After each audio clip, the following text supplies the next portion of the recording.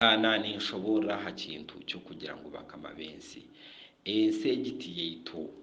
Wherever you are good, wherever you are rich, whether you are beautiful and handsome, oba n'orugashi oba okazarwa n'amaguru ashatu, whether you are how, you have to rest. You have to rest in all your life. You have to rest and leave people to exit.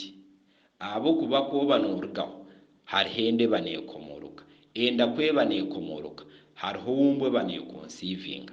That is the life okwe kuba negenda ombwarhanga ombutonzi okurhanga yatutonzire. So ebi byono kubiri kubaho hariho abantu abari kubikontrolinga bari aha hansi. Hazabo nubo munyankore yagizira ati nabamanya haza muri abacwezi nari muri bakama bensi. So turi kubasa nubo kuboine icyo muganda ari kweta mampati nariyo inurigezigeze rwinji kugira uti nyo waba bantu tinkuza kubaha attention kango meninye tarhanga wabahangire noza kumweta konkarhanga kora amwete narhanga nababete abagambira to solve the issue of my son, solve issue of my daughter, solve issue of that pastor, solve that issue. I sent you to solve the issue. Why ubwo mwana riyonara hatushanga ngukandi bamarayika nababwija kusolvinga issue yawe. So omuntu uri kugezaho kuba umugezi giza aketegereza keshera kemanya nwari kujya deka naba bantu mbete they have value in the kingdom of heaven. So hatu kokubeta n'obutagwire omuntu kugira nti washobyamo no kugira ngo aba bantu kugira ngo bo nebarhanga no they are angels kandi omuntu wahangire bamarayika ndahanga.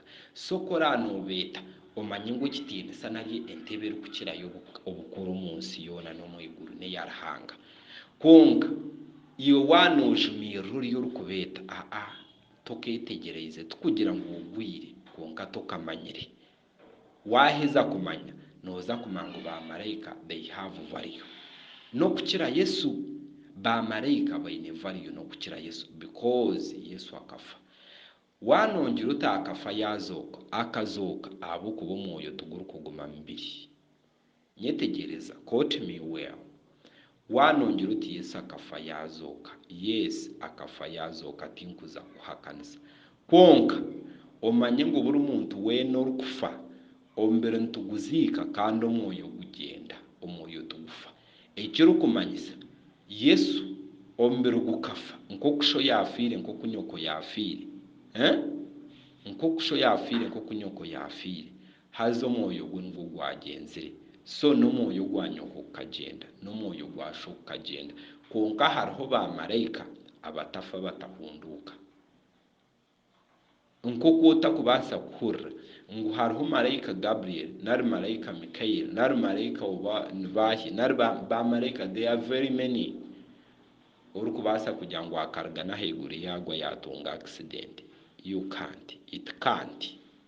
So nabamarayika bahansi nari abasirikare bahansi abambana umushaba ngo abasirikare bensi neguru they can't tubakufa abo bona muri kurira ngo bakafa bakaba ari abana b'abantu abamarayika bazero mu bantu nko ku Bible ku kigambo omukutandika ngo bamarayika bakarigira abantu babashangira hansi babazaramu n'abana bakora n'ubugabi akugira ngo they used to have power, they used to have power but they are not angels.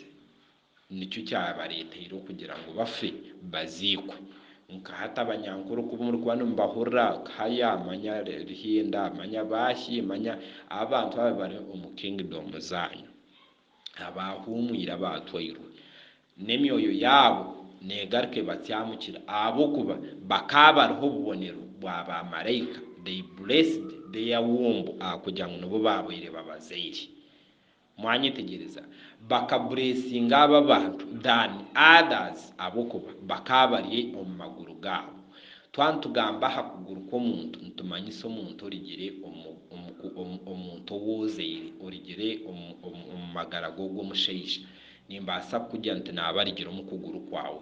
So aba bantu bakaba barigire omu kuguru kwa bamalayika, so nikyo baba they have power kwonka they were in flesh. So buri muntu weena ori omu flesh nka Yesu ashemereire kufa kwonka agumya amaani. Munyitegereze ashemereire kufa kwonka agumya amaani n'omwoyo gwe nigubaasa kutayayira abantu because are blessed.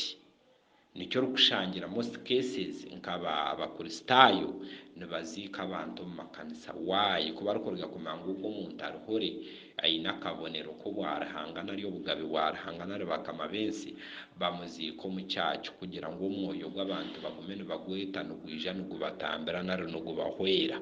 So everything